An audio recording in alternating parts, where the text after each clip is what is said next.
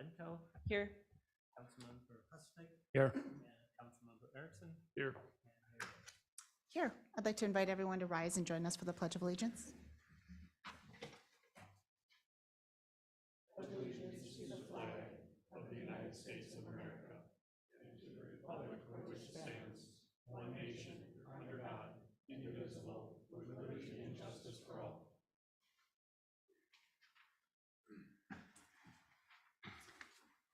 I'd like to welcome everybody this evening. As we kick off our meeting tonight, we do have a special portion of the agenda reserved for a special presentation on the Highway 61 corridor and future transit planning. Patrick and Abby, I don't know if you have any tee up before I hand it over to Washington County. No, Mayor, not do you really. want to, do you want an approval of the Maybe agenda we should for start by tonight? approving the agenda. Thank you. I make a motion to approve tonight's agenda as I'll- item number 4. I'll second. We have a motion and a second. All those in favor signal by saying aye. Aye. Aye, opposed, and we have an agenda approved. Thank you, Councilmember Husnick. With that, Abby, do you want to? I don't. I just want to say that Maddie Dahlheimer with Washington County is here to present to you tonight. Just an FYI and an opportunity to ask some questions if you provide some feedback to the county. Perfect. Thank you. Welcome. We're glad you're here. Yeah, thank you for having me. See if the slides get up here. Perfect. All right. Well, hello, Mayor and council members. As Abby said, my name is Maddie Dahlheimer. I am a planner at Washington County Public Works. Here with me tonight are Lissa Leitner, the Planning Director of Public Works, and Commissioner Miron as well. We are here tonight to discuss future transit planning along the Highway 61 corridor. So for tonight's presentation, I'll go through 3 different parts. So firstly, I'll provide a high-level overview of the Highway 61 visioning and jurisdictional turnback study. Then I will go through background information and key considerations related to transit planning in the area. And lastly, I'll review the feedback we received from the Washington County Board at an initial work session on the topic. As Abby mentioned, our primary desired outcome in coming to the council tonight is to provide an update on the study and conversations that have been happening around transit planning in the area, and then get this council's initial feedback or reaction or answer any questions that you might have. So jumping into the project overview, the map on the right shows the project area for the Highway 61 visioning and jurisdictional turnback study, and highlights 2 different components that are part of the study. One part, as highlighted in red, is the visioning study within the city of Hugo for the Highway 61 corridor within their city limits. Hugo is participating financially in this component of the study, and does not have recent planning documents that they feel capture the needs of the corridor. The second part of the study that's shown in green, the thick green line across the whole map, is the development of a jurisdictional transfer plan through the cities of Hugo and Forest Lake. So Highway 61 is currently a MnDOT facility and has been identified as a candidate for jurisdictional transfer to Washington County for many years. This project, our study, intends to identify a plan for the jurisdictional transfer of this roadway, including phasing, cost estimates, and necessary improvements that need to be included as a part of that transfer. As a part of this component of the study, we have had an initial meeting with Forest Lake City staff to understand corridor needs that are called out in some of the city's existing planning documents, as well as to just get some boots on the ground information and insight that may help inform the planning process and discussions with MnDOT. For that component, we will continue to coordinate with city staff as we progress through that piece of it. In reviewing the corridor context, we also have 2 unique components to consider. So the 61 corridor includes the highway corridor as well as the linear regional rail property, which is shown in the dashed line on the screen here, which runs along the west side of the highway and is home to the Hardwood Creek Regional Trail. The existence of the regional rail property is a unique component of this corridor study, which adds an additional layer to consider when planning for future right-of-way and infrastructure needs. The context of the regional rail property varies between Hugo and Forest Lake, with the rail property abutting Highway 61. If we go from south to north, we're abutting Highway 61 from the existing active rail line at County Highway 8 or 140th Street in Hugo up to just south of Highway 97 in Forest Lake, after which the rail corridor departs from the highway until you're kind of north of downtown, close to 8. The regional rail property and its future has been a primary point of discussion throughout the Hugo visioning process, and is the primary driver to what's brought us here to this conversation tonight.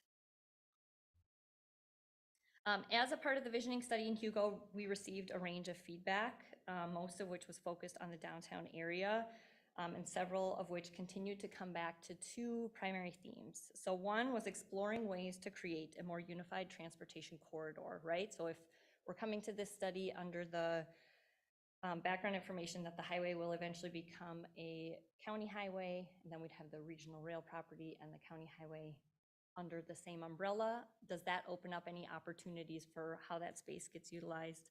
And 2, a lot of those comments came back to the theme of exploring ways to really tighten up or narrow the feeling of the corridor through the downtown area in Hugo. Not surprisingly, what is going to happen with, or what the opportunities are for that regional rail property were tied to many of the comments that we received. So on that note, we'll shift our focus to the regional rail property specifically, and I will provide a high-level summary of the background of this corridor, as well as some considerations related to the future of transit in the area. So if we back way up, we can start with the Rush Line Corridor, which began as a vision for more than 20 different communities to identify transit improvements and connections from Hinckley to downtown St. Paul. The current Purple Line project, which you're probably familiar with, from St. Paul to somewhere around 694, is part of the implementation of this vision. Washington County has supported the vision for transit along this corridor through the purchase of the regional rail property that we're discussing today, as well as through the opening of the Forest Lake Transit Center. From that initial vision, there have been several transit planning decisions and considerations to note related to this corridor. So the 2017 Rush Line Corridor Locally Preferred Alternative Report is the most recent transit study for the corridor, and analyzed transit, both modes and routes, from St. Paul to Forest Lake. This study eliminated consideration of rail and dedicated bus rapid transit as viable alternatives north of White Bear Lake. And due to high cost and low ridership projections, and instead identified a connector bus service. You can see the figure in orange on the right-hand side of the screen. It's kind of where that connector bus service was shown. Implementation of the Purple Line BRT route was a direct result of the completion of this report and is an evolving process. A couple of refreshers or updates on that project is that in 2022, the White Bear Lake City Council passed a resolution opposing the BRT route in their community. That kicked off an analysis of alternative endpoints around 694. A screenshot of that is shown in purple of some different endpoints they're looking at. And lastly, and most recently, a route modification study is currently underway to reevaluate whether the bus could run along White Bear Avenue rather than the current alignment in the Ramsey County Regional Rail property, which also has the Bruce Vento Regional Trail Corridor. Other planning considerations to be aware of include our planning horizon, right? So generally when we are conducting a planning study, we look out 20 years. From the information shared, our current planning horizon to 2040 or 2045 does not show demand for rail or dedicated bus rapid transit in this area. Due to the lack of demand and to more accurately reflect the transit system within that planning horizon, the Met Council has removed the Rush Line Corridor from the Transportation Policy Plan, the TPP, which is a regional planning document, north of White Bear Lake, right? So they've truncated that line at White Bear Lake in the 2040, and then we'll likely update that further with the 2050 updated plan. Additionally, there's been increased discussion across the industry and certainly throughout Washington County around the future of transit in general, and how and where fixed route services are most appropriate, or whether other forms of microtransit or on-demand transit will best serve local needs. So with those considerations, in addition to the feedback we were receiving from the visioning study in mind, county staff held a work session with the county board to get initial feedback on how we want to continue planning for future transit along this corridor. Desired direction from the board was framed around the 3 options shown here to both explore the use of space between that regional rail property and the highway right-of-way, and also to explore the specific modes of transit that we are planning for. It's important to note that identifying right-of-way needs is a primary goal of the Hugo visioning study, or the Hugo visioning process, as they have specific concerns about potential future impacts to their downtown development. And understanding which modes we are planning for has a significant impact on how big that footprint is going to be or how much space we would need. The implications or the impacts of that could be fairly similar when we go north on the corridor, and how we talked about the regional rail property follows the highway up until you get to 97. North of 97, where the regional rail property departs from the highway corridor, the applications of the options shown here may vary, but the intent and implications to our current work would still apply.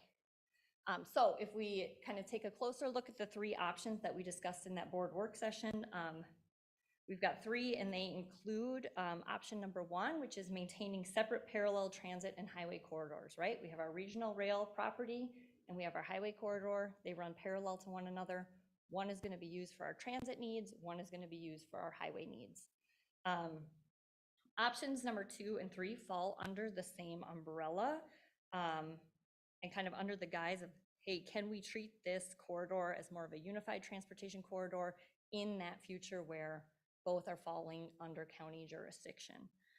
So in that case, option number 2 would unify the corridor right under this unified umbrella, and would ensure we account for enough right-of-way to preserve future rail or dedicated BRT as transit modes. Option number 3 would unify the corridor, fall under that same umbrella, and would not set aside right-of-way for rail and dedicated BRT modes, but would rather assume that future transit would be accommodated on the highway itself in mixed traffic or different shoulder running options. Generally, if you look at these options from left to right, you can see on the bottom, there's the greatest right-of-way need or the greatest overall footprint on the left, and also the most transit modes kind of in consideration for future transit planning. As you move to the right-of-way or that footprint decreases, the amount of space we need decreases, and some fixed route transit options, primarily a rail or a dedicated bus rapid transit lane, are removed from consideration in future transit. So overall feedback from the board was support to approach the highway and rail properties as a unified corridor. So there's pretty strong support for treating these as 2 parallel routes. Doesn't seem like the path forward that we want to go. So there's support for that unified corridor, and also a general openness to preclude future rail and dedicated BRT or bus rapid transit while exploring and supporting other transit modes and infrastructure for this corridor. Some of the supporting comments from the discussion are listed on the right, and include that low demand for rail and dedicated BRT in the planning horizon as noted, as well as considering that active rail line that exists in Hugo today and extends down through White Bear Lake. A lot of comments around a desire to support transit in Washington County communities that are scaled and determined based on local needs versus solely considering these fixed line routes that kind of get people to and from, Minneapolis and St. Paul. And lastly, a desire to support local planning initiatives and development goals in our Washington County communities. In this case, that certainly applies to Hugo and Forest Lake. Before opening up for kind of questions and comments, I did quickly want to touch on next steps to note that we are working with Ramsey County staff to identify when the next Rush Line Task Force meeting will occur, in order to have a similar discussion with the communities along the broader corridor. After we confirm our approach to transit planning in this corridor, we will proceed in completing our visioning process with Hugo, and continue outlining that jurisdictional transfer plan with both cities and with MnDOT. And with that, I'm happy to stand for questions or any comments that the council may have. Thank you, Maddie. Council, what questions do we have? Let's just open it up.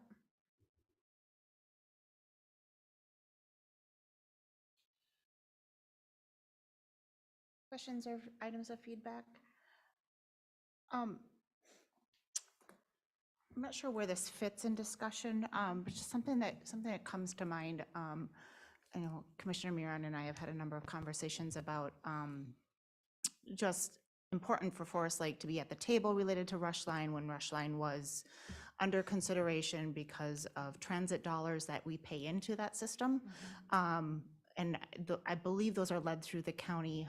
This is maybe a little bit off topic, but I'm interested at some point of just understanding impact of those transit dollars now that the plan has shifted, and just what does that mean for us as we are, doing our own planning and thinking about where those dollars are going, and are we? I know we've had some city staff conversations with Met Council or Met Transit on kind of the bus lines that had kind of stalled out after the pandemic, and we still haven't come back to that regular line of service.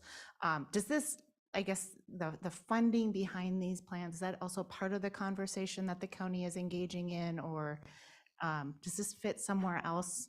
I guess I'm interested in, it's an important topic, and I'm not sure where the city is best to engage in kind of those questions. So I ask here, and certainly we can, I'm open to your feedback. Yep, I got the subtle hint that Lissa's going to cover that question. Fabulous. Mayor Lissa Leitner, Planning Director for the county. There's a few layers for the funding picture here, probably 3 or 4 buckets that go into the transit. The historical one is the capital transit taxing district that Forest Lake is in. And that is typically what got the transit center and then that bus service. A lot of what's been driving Metro Transit's lack of bringing back express buses has been actually driver shortage, not necessarily demand. Interesting. So the driver shortages, we just found out that I think they're like exactly at the staff they need if everybody shows up to work that day for both light rail and buses. But that has gotten much, much better. And so in these, the county has been a very broken record to make sure that Metro Transit is well aware that our expectation is that service comes back. While the downtown markets have, of course, declined, we do know if you've been downtown especially midweek, it is pretty dang busy and traffic is back. So that's a piece of it. And a big piece of that, though, is the fact that we know our communities are paying into this and seeing no service, which is a major issue. The other piece that you might be referencing is the state legislature passed a 3/4 cent sales tax that is region-wide. And so even communities, say for Scandia, for example, that isn't in the capital transit district, now their sales tax is going into that 3/4% sales tax to the region. Most of that goes to Metro Transit. Once again, been a very broken record. I know there was a meeting recently with city staff as well as Lions Club and a lot of other organizations with Metro Transit. And part of that was talking about if this entire county is paying into this, we expect to see some level of service. But a lot of that was discussed on these modes like Maddie was discussing, this on-demand microtransit type services or loops or something that more fits the community as opposed to these fixed routes that we've seen don't have the ridership to back how expensive the capital cost is. The last piece of that bucket I will note is of that 3/4% sales tax, there is 17% of that will go to all metro counties, and 17% of that 17% can be used for the counties on transit. So in 2024, that's about $1 million for Washington County. That of course will increase. Our county board is having a workshop later in December to discuss some options. Of course, the meeting with Forest Lake as well as your Lions, et cetera, it was great timing for us to be able to hear what local issues are. And so some of that conversation will be brought back, but the county board will be discussing that. But a lot of that is around the fact that for good or bad, fixed route transit up into this area, the cost and the ridership just isn't there. But we absolutely know the needs to move people in the communities that don't have access to a car, can't drive, can't afford it, et cetera, is 100% needed. And so we're both pressuring the council, Met Council, Metro Transit, as well as having this discussion with our partners in different departments of the county, as well as city and the board later. So it's a very long-winded No, answer, that's but the good. layers of transit funding are Thank you. deep. It is complex. Thank you. Council, other questions? I guess an idea where our money's going anyways. Is it more specifically, so on target for a 61 potential, I appreciate your exploring options for turn back from the state for that corridor. Is there anything we can do as a city to support that, to be further engaged? I guess we're always open to feedback on, I understand it's a lengthy process, multiple layers. Is there anything that you would need from us in particular we should be doing as both council and staff to kind of prepare for that or to have the right level of input? Right. We certainly, as I mentioned, we have had an initial meeting with city staff, Forest Lake city staff, about that jurisdictional transfer piece of it. We are kind of at the very front end of that, right? We were kind of working through this Hugo visioning piece, figuring out this transit component is something we sort of still need to wrestle with and kind of figure out. But then we'll be moving solidly into that jurisdictional transfer planning component. I think certainly the best way to be involved in that, at least at the outset, is to have kind of staff level communication and coordination, just to make sure that when we are coordinating with MnDOT, we're representing the needs of the corridor accurately in having those conversations. And then we certainly are happy to work with staff and your city staff and take their recommendations on how often they would like us to come back to you to provide any updates or run any potential scenarios past the city council. Helpful. Go ahead. And what is it realistic? What time frame? I mean, we like 10 years out, 5 years out? Like any idea? I'll give the same answer Lissa would give if she came up, is it's unknown at this point. I think this corridor has been identified for a turn back to the county since like 1993, which I think that document had some dates for when it should be completed by, which are well past. So I think that will come down to discussions with MnDOT on some of their priorities, some of the county's priorities, and kind of working through what that timing might look like. Is there alignment between MnDOT and Washington County that a turn back is a positive for both parties? I mean, I know there's 1,000 details below that, but overall, is there support seem to be support on both sides? Yeah, yep, there's certainly agreement. MnDOT would like to turn the road back to the county, and from the county side, we have it included in several existing planning documents that it's on the list of roads to come to the county. Fair. As you can imagine, 61 is highly impactful to our community. We have all sorts of thoughts on, and our needs list and our request list for that is probably quite lengthy, but that will come in another day. So whatever we can do in the meantime to support those efforts and to provide additional detail, we're happy to do so. I know staff's happy to do so as well. Very good.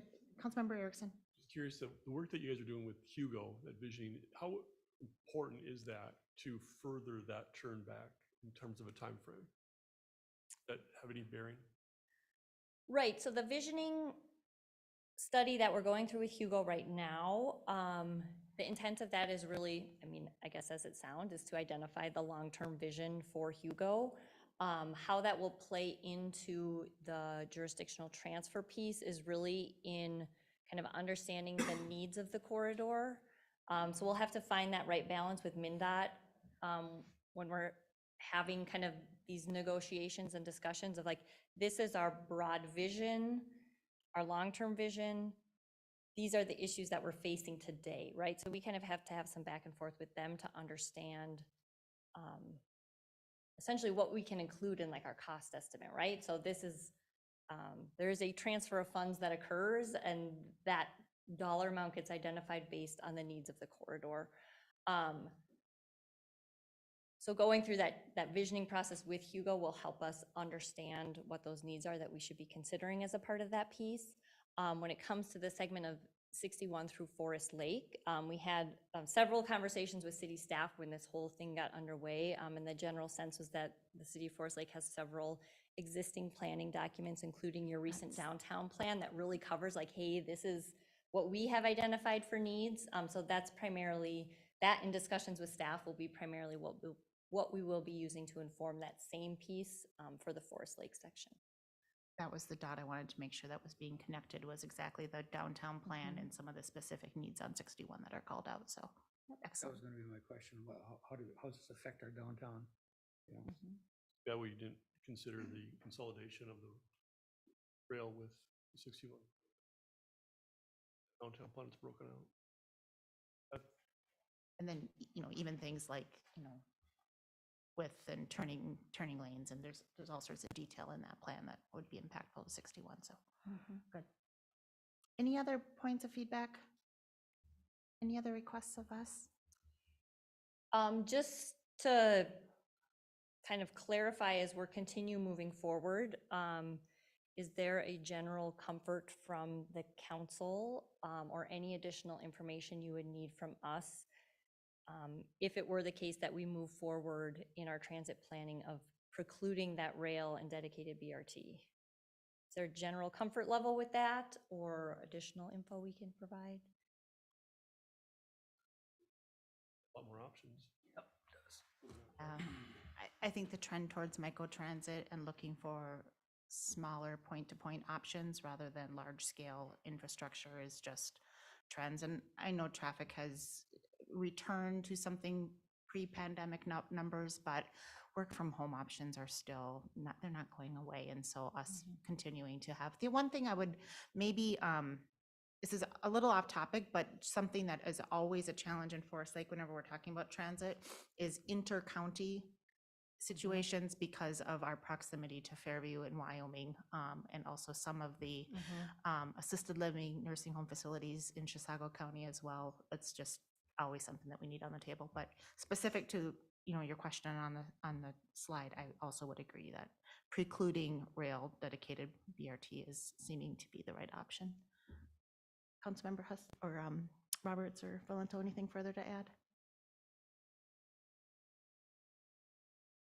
Has there been any conversation with Chisago County at all? I mean, with you folks, I mean, two separate issues, but. Right, to date for this project specifically, we have not had any conversations with Chisago County. As I noted, we are working with Ramsey County staff, who they kind of organize the Rush Line Task Force, which includes Chisago County and the cities from here to Hinckley. So we are trying to coordinate with them to understand when that next Rush Line Task Force meeting will occur, so that we can get some input from other communities along the corridor. Well, thank you for the work and thank you for being here. The opportunity to provide some feedback, much appreciated. Yeah, thank you for your time. Councilmember Miron or Commissioner Miron, always good to see you. Thank you. Okay, should we move to our next agenda item, which is open forum? Open forum is any interested party's opportunity to address council on any topic of your choosing. We do have a number of people signed up for open forum today. We'll just start at the top. Is it Gary Roscos? I might be mispronouncing your name. If you could just approach the podium, and if you could start with your name and address for the record. Yes, I'm Gary Roskus. I live at 23410 Jamaica Avenue, north in Forest Lake. Any utility services from the city. And, in particular, sewer and water, where we provide, I've lived in this residence for 22 years, providing our private septic and water system and maintaining it for 22 years has cost us on the order of $50,000. So having the city come to us and charge us for water and sewer for services that we aren't, receiving any benefit for, is kind of a tough pill to swallow. We were told that at one point that it may be part of the expenses of maintaining the watershed. And I can say that in 22 years, the watershed facilities adjacent to our property have not been touched. We are out there trying to clear culverts of bicycles and et cetera, to try to maintain some of that infrastructure personally. And I wanted to make sure I had opportunity. The letter gave me an opportunity to speak, and I wanted to make sure that we were heard before we paid our bill. Understood. So thank you so much. Thank you. Thank you for being here. Next, we have Father Daniel Bodine.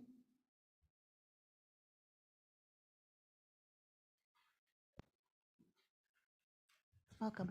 Thank you. Father Daniel Bodine, address is 1250 South Shore Drive, Forest Lake. Mayor and council members, thank you for this opportunity to come this evening to speak. I'd like to speak a little bit about the development of Bell's Park and the issue with the parking lot at St. Peter's Catholic Church. This issue has been addressed before with the city, issues and concerns with parking. As you go forward with the development of that park, I see that the one baseball diamond has been turned over to green space and has been planted with grass. And we know that the human condition is to go from the shortest distance from point A to point B. So there are a number of people who do use the other baseball diamond that is currently there. And of course, the shortest distance is our parking lot to that baseball diamond. Also too, we know the winter months are coming and there is a sledding hill there. Of course, the shortest distance with the parking lot, our parking lot to the sledding hill is going to be where people are going to park. The tennis courts are another highly used service that's provided by the park. And again, people are going to park the shortest distance. So our parking lot is being used extensively. And I'd like to know what the city is doing as far as parking, and if there is any compensation to our parish for the use of that parking lot, our parking lot. The other thing too is not only the parking, but the amount of trash that's being produced. Daily in the summer months, we have to go out there and pick up plastic bottles, wrappers, containers from fast food developments here in the city. And it's a constant issue for us, and we're wondering what can be done about it. The other thing too is the use of the park after park hours. There are several people who are parking out there and using the park for whatever reason, I don't know, but they are out there using, again, our parking lot. And it's an issue, a concern for safety for people and our parking lot as well. So I would hope that the city could maybe get back to us. I know we have expressed concerns and we have not heard anything back. But again, please take this under consideration, because if it continues to be an issue, we will have to close our parking lot off for parking for Bell's Park, because we can no longer continue with the amount of usage and the amount of garbage that's being produced and the safety issues that are of concern with people being there late at night. So thank you. Thank you very hearing much. me. Thank you. Karen Moorhead.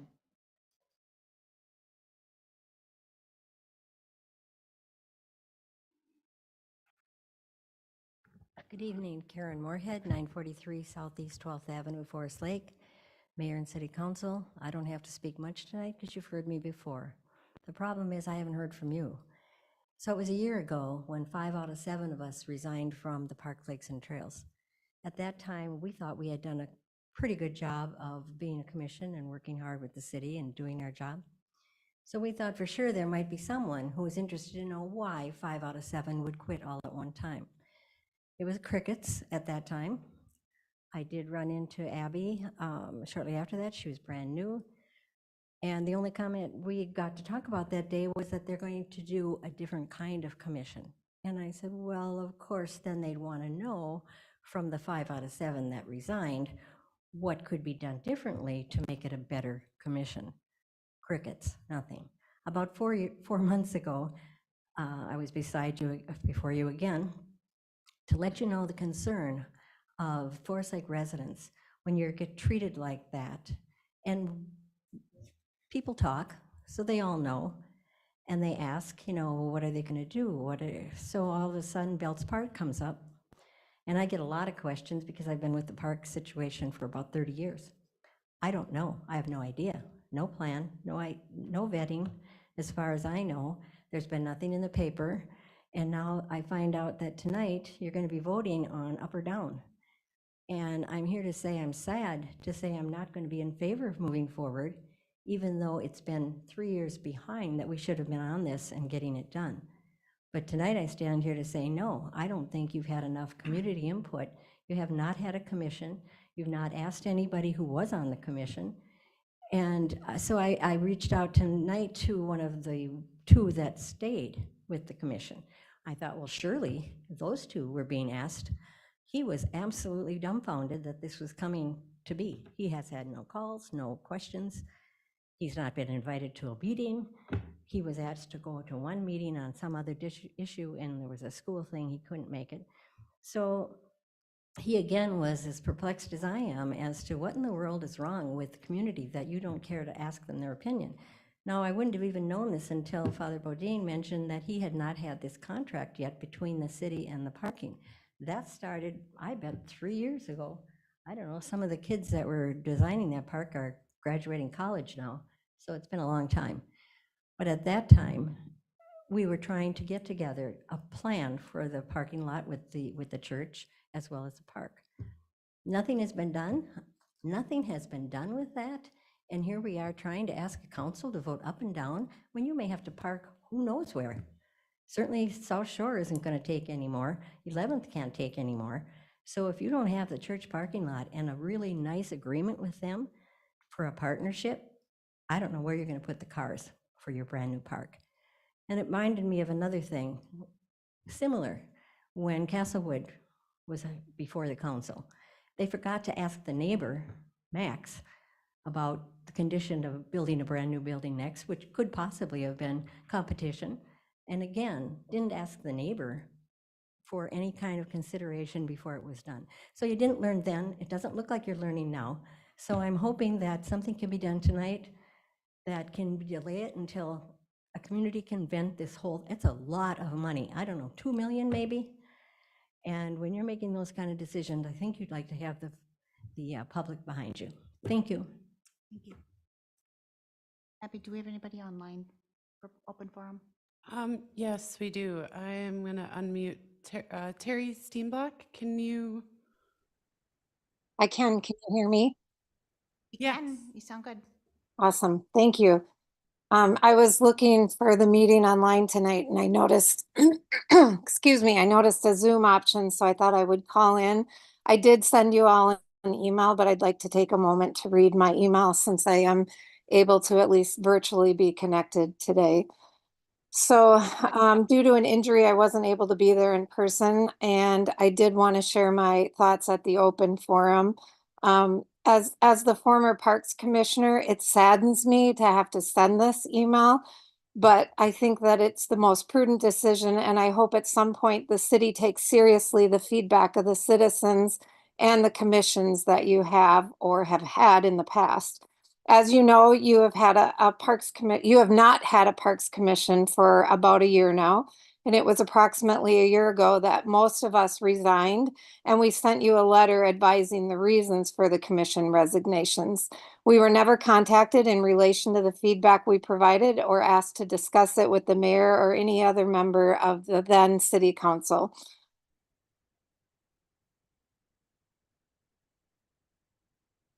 Can you still hear me?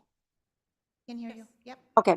And while I cannot confirm this, I suspect that part of the reason for this was because city leadership was happy they no longer had the obstacle of a citizens commission to provide advice and direction that did not align with their visions. In fact, shortly after us resigning, they significantly changed the ordinance in relation to our commission.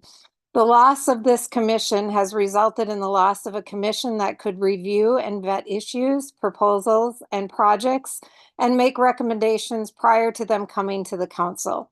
Without a commission, you as a city council member are asked to implement recommendations that are coming solely from city leadership without the consideration of the citizens of Forest Lake. As you know, the subject of Belts Park has been an ongoing issue dating back to at least 2017. And as we noted in our resignation letter, the commission had made decisions on the original plan of Belts, and we were waiting for an update, only to be told by community members it was on the council agenda without any conversations with us first. We questioned what was so urgent at that point that it had to be pushed to this council meeting before providing the commission with an update and the opportunity to chime in on that proposal.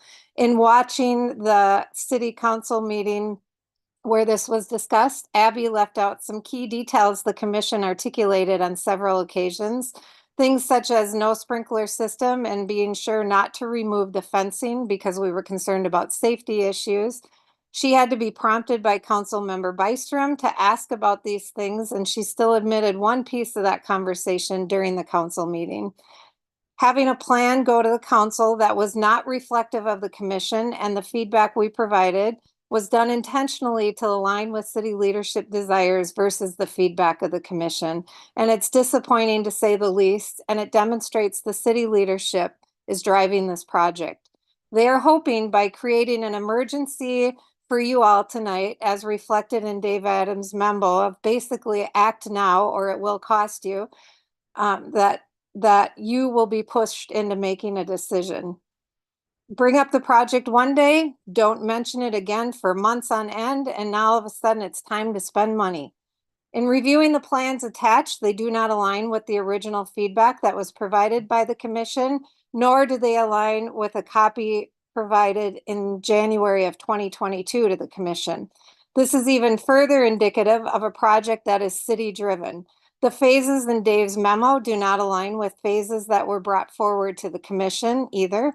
And it saddens me to say this, but I recommend the city back burner this project and vote no in favor of spending the money until the city administration can exercise what we've asked for on many occasions, which is transparency and respect. I urge you to not react to the city staff urgency because their urgency is not this council's emergency. And I highly recommend when you decide to move forward with this initiative again, you engage citizens of this community. You had a full Parks Commission resign and you swept it under the rug. And I can tell you with great confidence, an entire commission does not resign when the leadership is transparent, respectful, and engaged. The city leadership has eroded the trust in this commission and frankly, in the citizens of Forest Lake in general. And use this as an opportunity to deny approval of the significant investment in Belts Park at this time and require your city administrator to notify the DNR and make those funds available to another community who engages their commissioners, works in a transparent manner, and has effective leadership to get a project done. The $250,000 that you've already paid to Bolton Bank should be captured, and when this project comes back around, there should be no need to use their consulting services for the initiative. And in closing, I've said this before and I'll say it again, there's a serious leadership problem within the city. Some of the core functions of government leaders are to establish trust, engage the community, and promote transparency. And the current City of Forest Lake environment is one of act now before citizens put two and two together. And as a council, you have a responsibility to act in a prudent and fiscally responsible manner. And I would share, as it relates to acting in a prudent and fiscally responsible manner, that applies to the budget as well. And when I look at things that are spent in the budget, I question why the city administrator has to have a consultant come in and we have to pay a consultant when they should be capable of identifying what is needed for your organization. We're paying for things like lighting of the bridge. I don't know if somebody donated that money or not, but when you look at the budget, there's a line item for that. it is ridiculous. I talked to you all a couple years ago when we hired the economic development position, and I looked at that PD and I walked through it line by line with you to question, why isn't the city manager doing this? Or why isn't the assistant city manager doing this? And if they're not doing this, who's going to do it? And what's our return on investment going to be in relation to if we hire this position? As far as I know, we haven't had a return on investment in that position because I don't see new businesses clamoring to come to Forest Lake. So as you look at the budget, you're top heavy and you need to take that into consideration as well. So thank you for giving me the opportunity to speak on these two subjects. I'm disheartened to have to say vote no to Bounce Park, but time to take a step back and evaluate leadership and invest funds wisely. Thank you, Terry. Abby, is there anybody else online? We also have Kim Carlson. Kim, if you'd like to speak, go ahead and unmute yourself. Doesn't look like Kim wants to speak tonight. Is there anybody else that would like to speak in open forum? All right, we will close open forum and bring agenda back to council. Madam Mayor, I'd make a motion that we go to closed session pursuant to Minnesota Statute 13D.05, subchapter 3B, for confidential attorney-client discussion regarding pending litigation, case Lakeview Farms of Forest Lake LLC versus Forest Hills Farms Owners Association in the city of Forest Lake, 82-CV-19-4630, after which we will return to council chambers to continue with tonight's agenda. There is a motion. Is there a second? Second. Motion and a second. All those in favor signal by saying aye. Aye. Oppose, and we're in closed session. Abstention, if I want to abstain. Oh, I just, for the record, I am a member of the Forest Hill Farms Homeowners Association, will not be present at the closed session.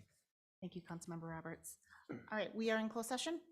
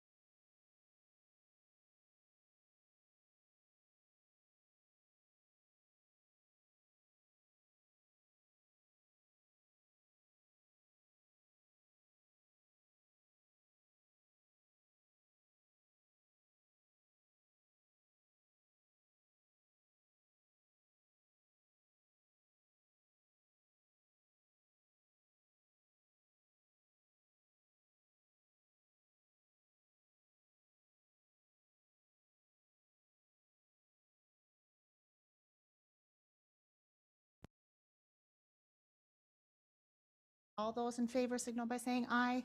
Aye. Oppose, and we are back in open session. We're going to move into our first agenda item of the evening, which is agenda item 8, the Lakeview Farms Settlement Agreement. And Amanda. Thank you, Your Honor. Counsel.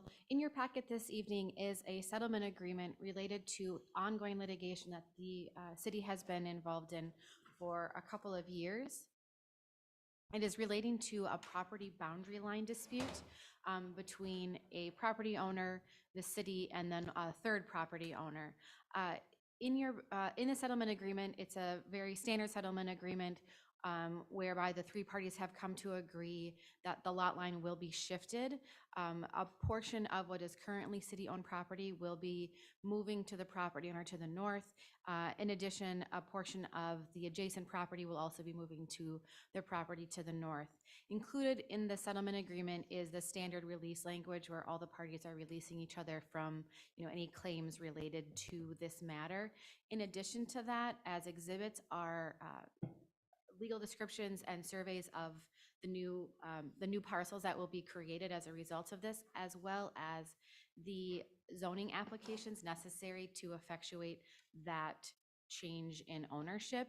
In addition, one of the other property owners, the Forest Hills Farm Owners Association, uses a portion of city property to store docks and access boat slips. As a part of this package agreement, we are giving them an encroachment agreement, which will allow them to continue to use the outlot that is owned by the city to store docks and access their boat slips. I recommend that council approve the settlement agreement as it is in your packet, and I would be open for questions, but if there are none, look for a motion to approve the settlement agreement.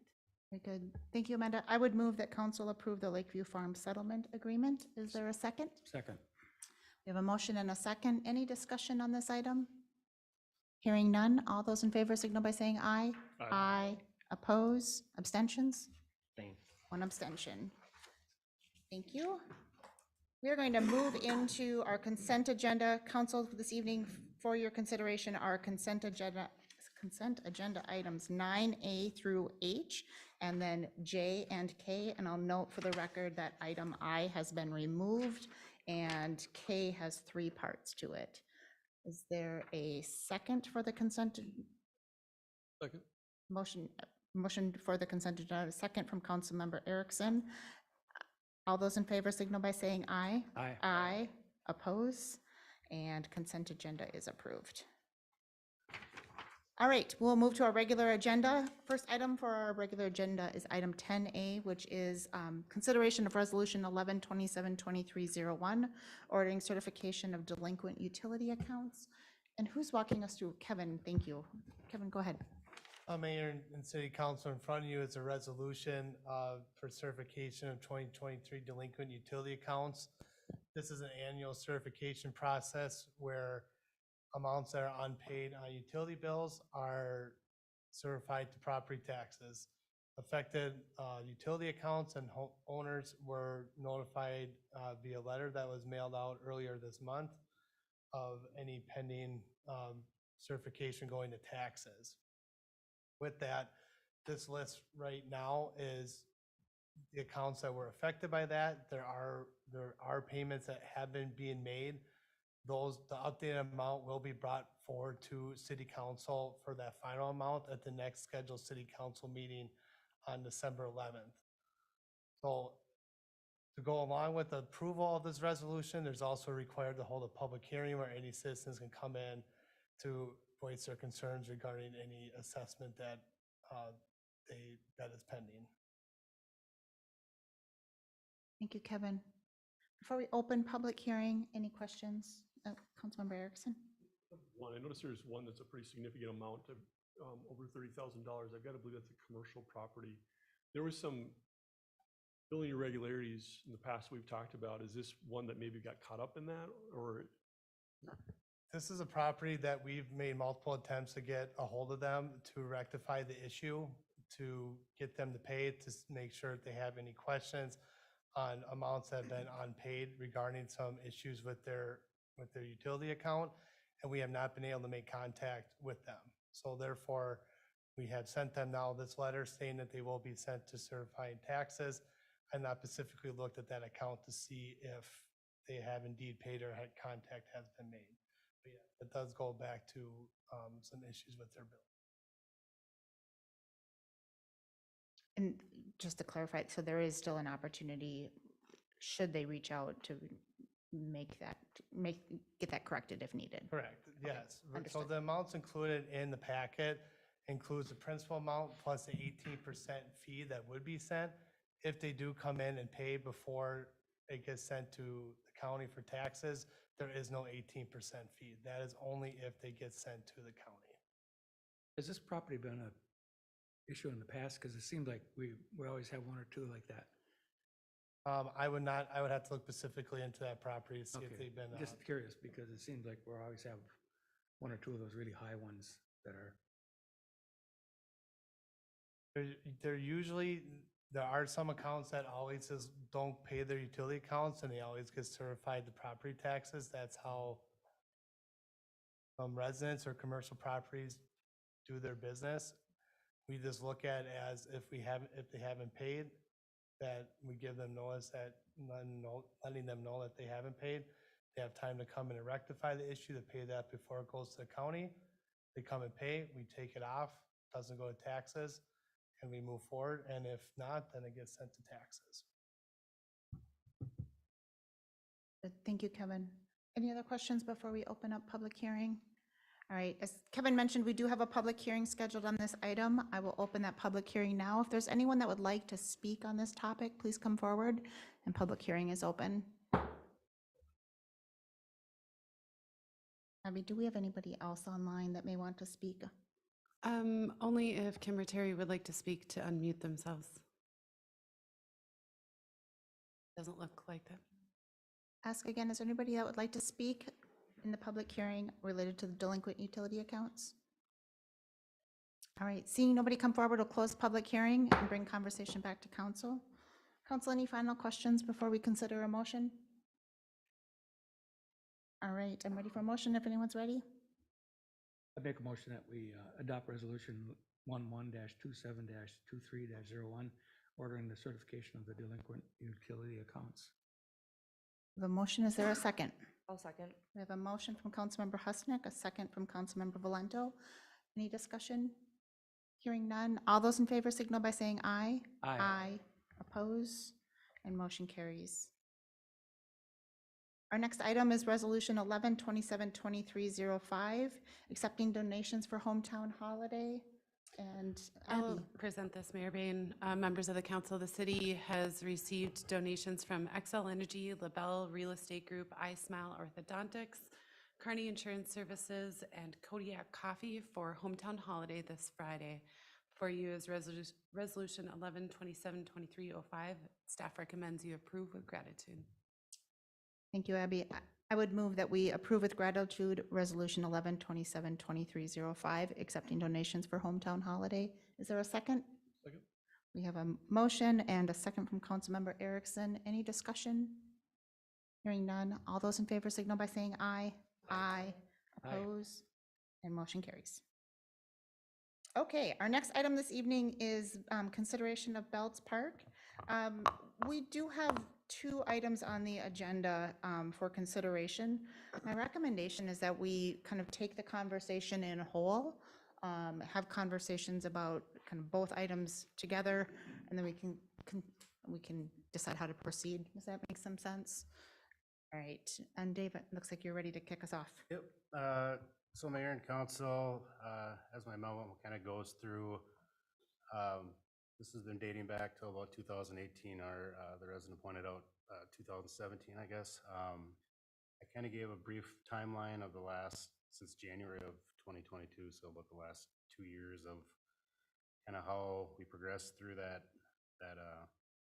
project. So it's kind of been ongoing. Every month this has been progressing towards this point until we had 100% plans in September and it went out for bid in October. So bid opening was November 9th.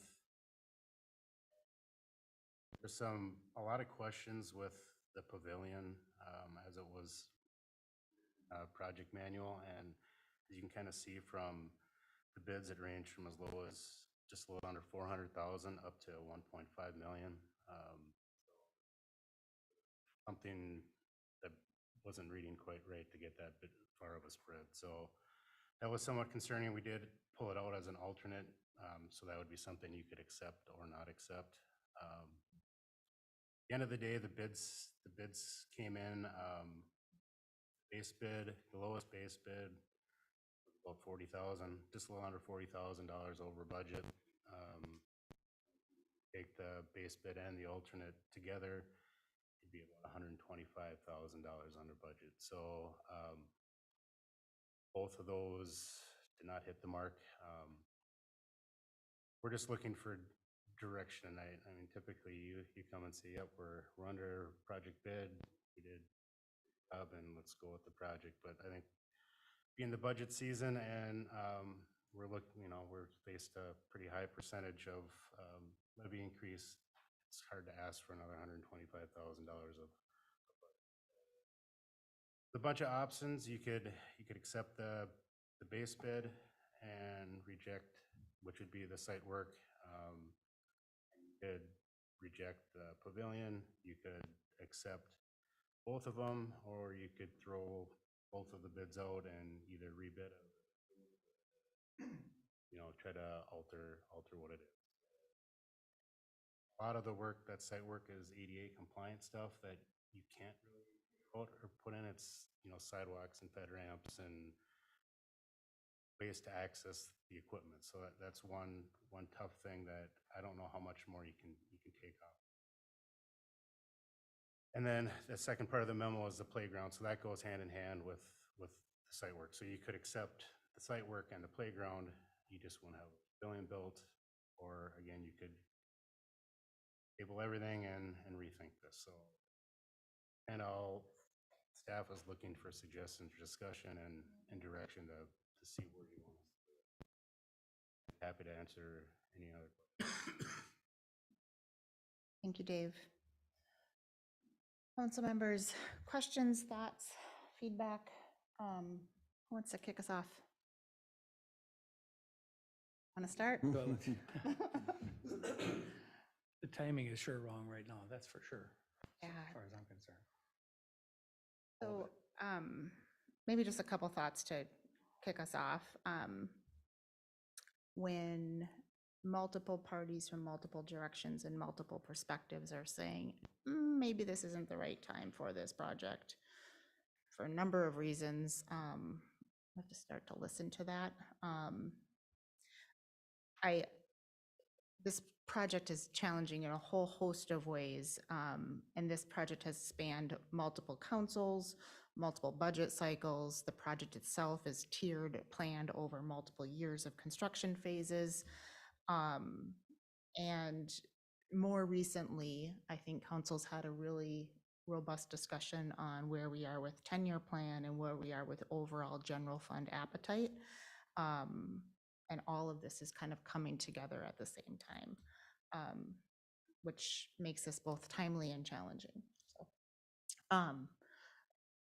personally, I'll just start with, I have just a lot of reservations about this project. I voted for the grant. I voted that we solicit the grant. I voted that we approve the grant. I voted for the grant multiple times. But at the end of the day, there seems to be some elements of the grant that are driving these project costs beyond what I think we have an appetite for, and probably beyond what is absolutely necessary for a playground of this size in its location in Forest Lake at this time. And so, there's, I think, been some feedback of what's the hurry, and sometimes because we got out ahead of this grant, everyone's working in due diligence to try to use those funds and be good stewards of those funds, but it has resulted in a project that is very large and where we have some concerns over everything from parking to footprint to safety, that now all of those pieces come together in the middle of us also having a very large budget conversation, and it just seems like we need to take a pause. There's my kickoff. Who wants to take the ball next? I would second a lot of those thoughts. I think, you know, what it really comes down to for me is that we don't have a park commission in place. And I'm challenged with that based on some of the feedback we heard tonight and other feedback I've heard since being on the council. That happened about the time, you know, during the last election period, and new to this. And I think it's a disservice to the community and to those board members that we don't have someone seated and no one did reach out to them to find out why did it upset them that much when you have people who are so dedicated to this community. Just be done.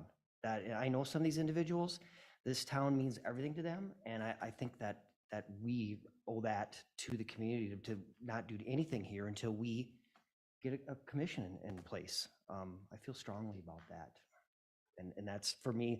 I appreciate the work the staff's done into this. I think at some point we can have a really good project. That's a park that is used quite a bit. There's a lot of potential there. I think we need to work with St. Peter's Parish to get some parking there. I made the comment at the workshop, we're gonna spend $2 million and we have no parking for a park.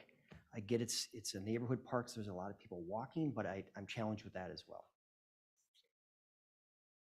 And I would just, you know, echo what comments that have been said, but I know last week we talked a lot about Fenway, and if we're gonna make a major investment in our city's parks, I mean, that's a place that I think is used a lot more.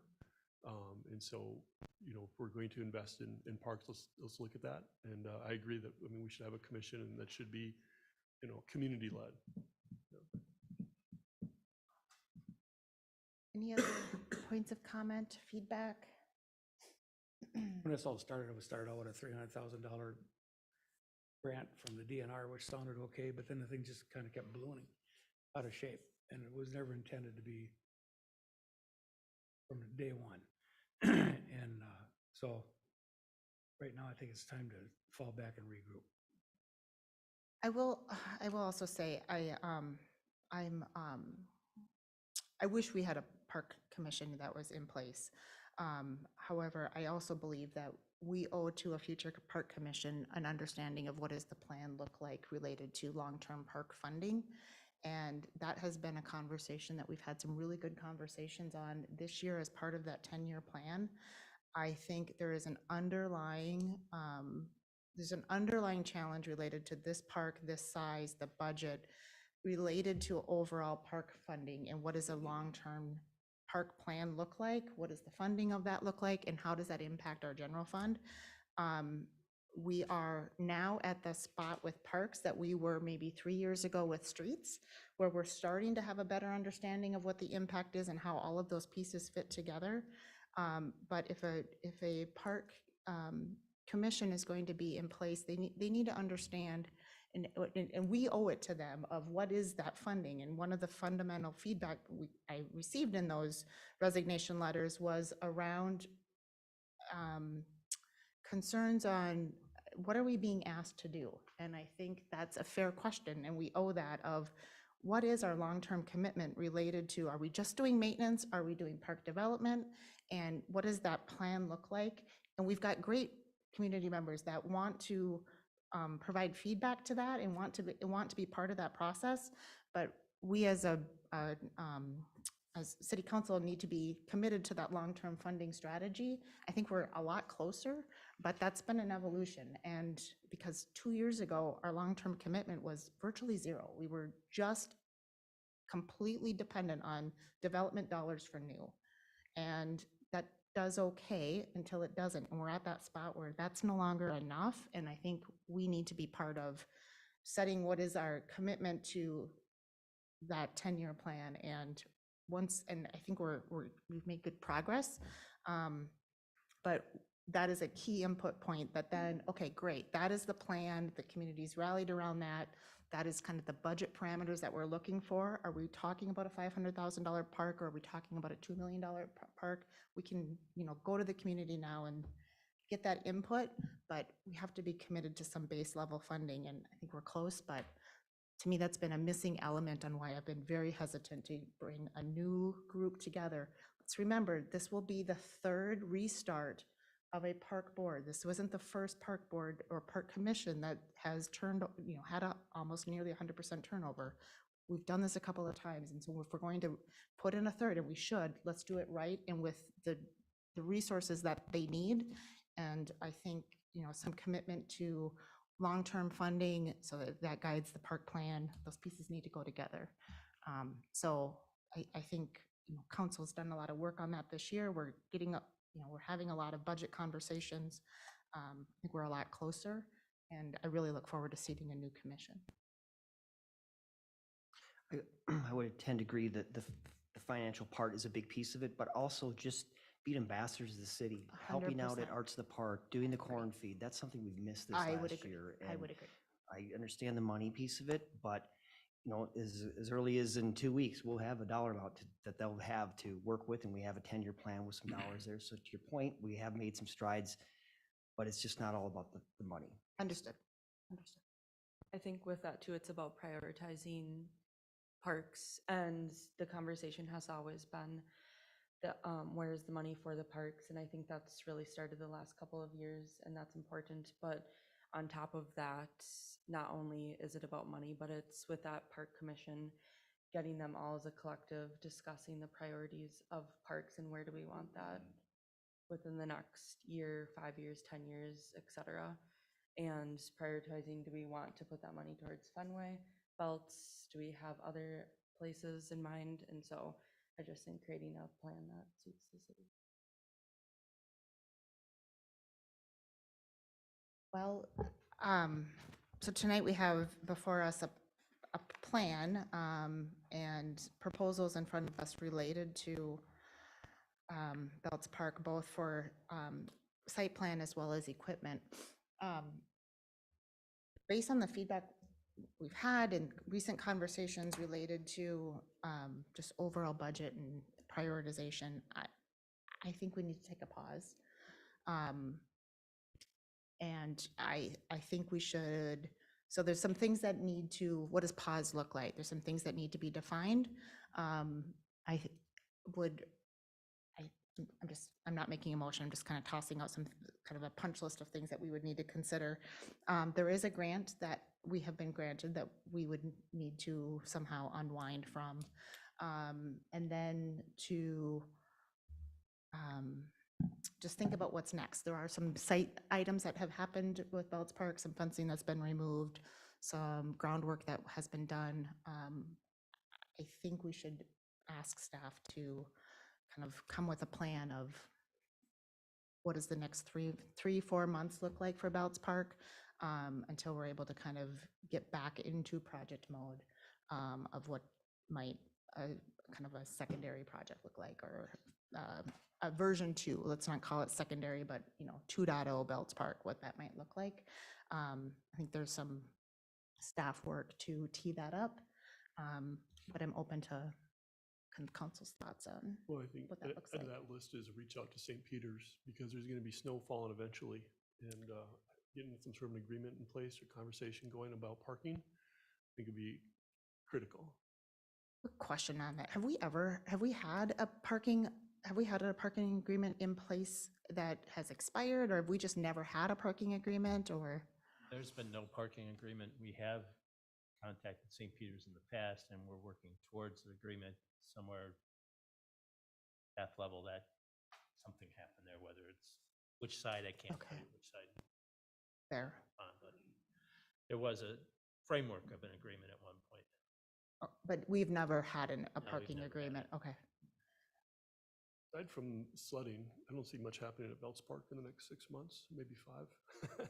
So would that be time to possibly engage, community members and kind of see what would a plan be that we would, when the ground thaws in the spring, that we'd be able to do something with? In the meantime, we'll obviously do skating. We will continue with the winter events. I think what we'll do is next Monday at the budget, we'll kind of try to give you a better update on Belts Park and what we think should happen. There are some maintenance issues now that we know we need to take care of no matter what. Like the basketball court's got huge cracks, and maybe we should address repairing some of that stuff.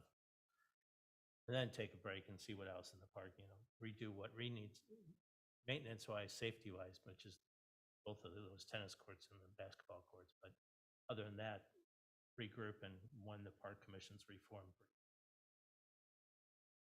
How that lands in the series of parks, whether it Fenway goes first, and we can have something, at least an idea next Monday for you. We'll put that as a small topic for the budget discussion next week.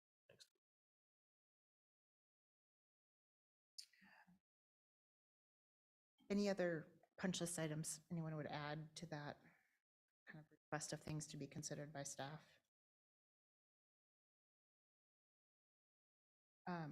Under the grant, I know we talked a little bit in the workshop last week, there was some conversation as to how long we can hold that grant before it has to be put back. Does the project need to start? I don't know if anyone's, did any At call? this point, we'll return the grant based on what the requirements of the grant are, based on the plan that we submitted for the grant, both approved by the park board and the council at the time. There are elements in there, and it's based on ADA and accessibility that we just can't do at this point, so that grant will have to go back. There's the catch. This may be a point of unnecessary formality, but it seems to me that if council approved the grant, I think we should bring it back before council to return it. Because I think that there is I think we want, I'd like to be very clear on why we're returning it. And I think it would be beneficial to make sure that council's on the same page as to why we're returning it. There's lots of reasons why we aren't potentially doing this project, but I think for us to articulate back into what it was about the scope of the grant and what it required of a project of size and scale and budget impact, I think it would be beneficial for us to just make sure that council's on the same page as to why we are returning that grant. And We'll to look at the do that mechanism. do that through some official That's council necessary. action. Just, I think that would be prudent of just making sure we're on the same page as to, while we can all talk about why maybe we're putting a pause on the project, the actual return of the grant funds, I think should have some council action. Take a look and see what that. Just to be clear, the commission did not approve the copy that was used for the grant. We had to ask afterwards what was used. So just to be clear, we did not see the plan that was utilized for the grant and have the opportunity to approve it ahead of time. So I appreciate the feedback. We're not in public comment period, but appreciate the feedback. Councilmember So Roberts. a question, this would be for you, Ryan. Any of the work that's been done on the engineering side, I mean, like, is it like ground bore, like, are we starting from scratch if we were to do something, or some of the stuff that's been done to date, be able to use as something when we do hit the reset button and do something different out here? Well, you guys own the data that's been produced. What you want to do with that moving forward will be determined. So if you want to change or modify anything that's proposed in the plans and specs, that's something we would have to deal with in the future. Or you could, yeah, I don't know what direction we're going, but you guys would have all rights to the data.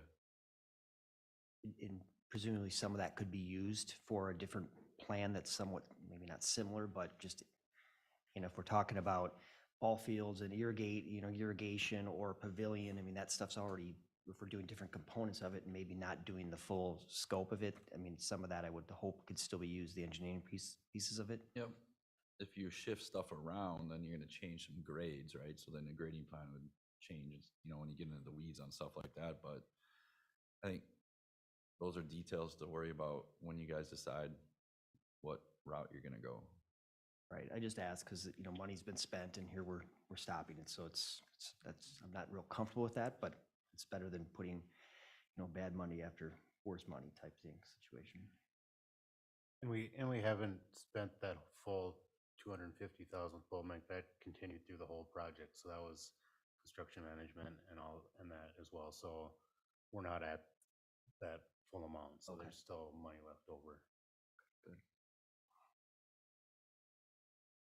Dave, we have,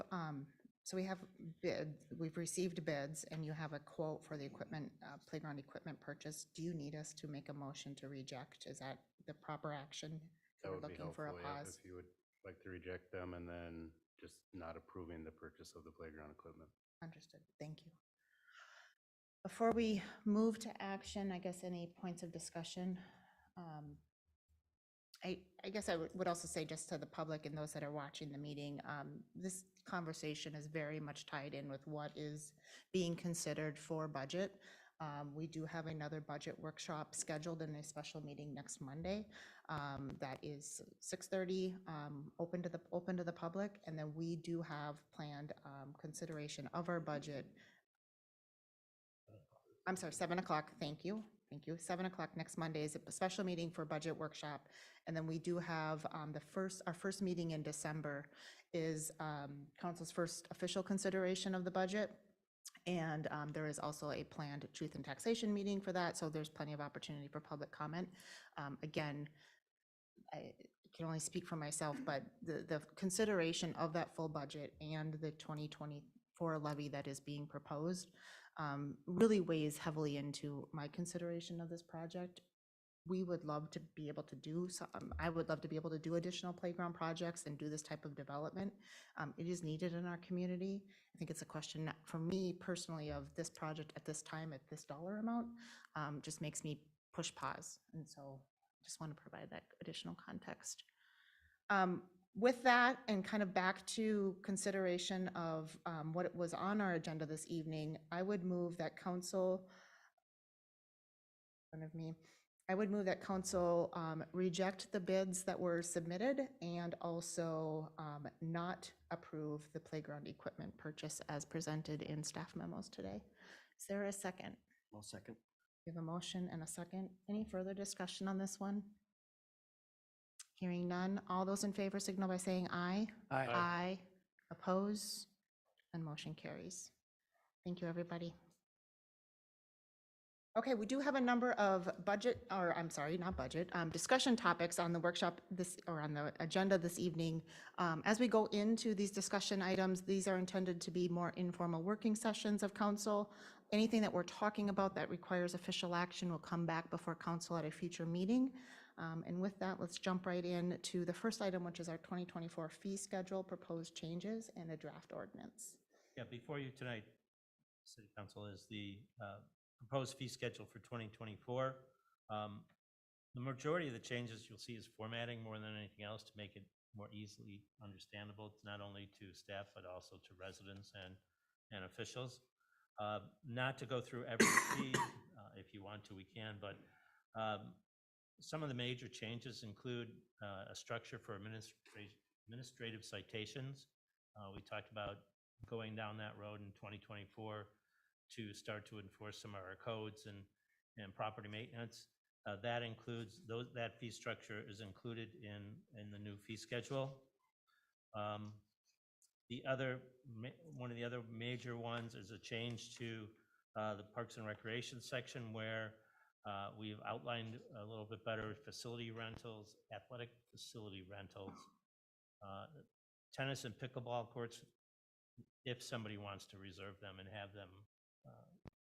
Right now they're open, first come, first served, but if somebody actually wants to reserve them, there's a small fee for those. And of course, for the arts in the park vendors. Not much has changed in planning and zoning and police. And Exhibit C, for the last highlight, really, it shows the next 3 years of water rates, and water and sewer and stormwater rates. Traditionally, we have that on a 3-year rotating schedule that's updated every year depending on what budgetary needs are, what expenditure needs are. I know this is a lot and a lot of detail. If you have questions or want clarification, please let us know. We can go through this or try to highlight some more things or answer your question today, or go back on next Monday and revisit this schedule.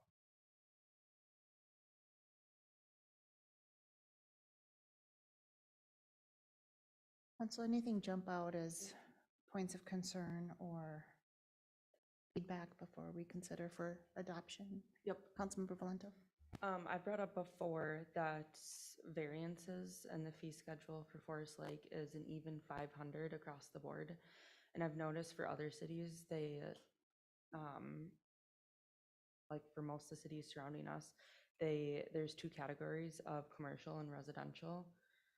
And usually like ours is 500, and I think there's some, like even Stillwater is residential would be 200, a commercial is 500. And I think White Bear was probably something similar. And so I would prefer to see that differentiated so that it's residents aren't being just as burdened as commercial or variances. What page? I'm scrolling and not finding. I don't know the page number, but I know exactly, and I know this was brought, I think this may have been brought up at the end of last year's, when we adopted the fee schedule as well. And I had forgotten about that, but that's certainly something that we can look into, how we can help balance those costs that way. It's page 168.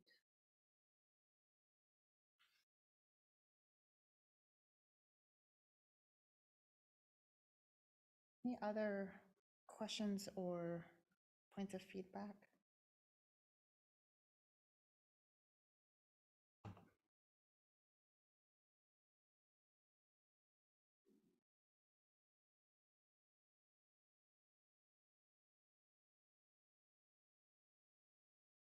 Ironic, the year we make the adjustments to make it more user-friendly, it makes it just challenging to review the red line version, but appreciate the future years. This will be an easier document to review. And the administrative citations, we had that discussion, and this fee schedule reflects the discussion we had at the council previously.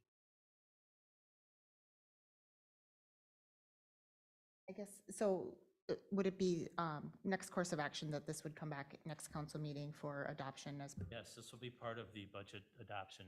Historically, we do the budget, the resolution, and the time so that we're ready for, give us a few days to publish it and get it out and put it ready for January 1st.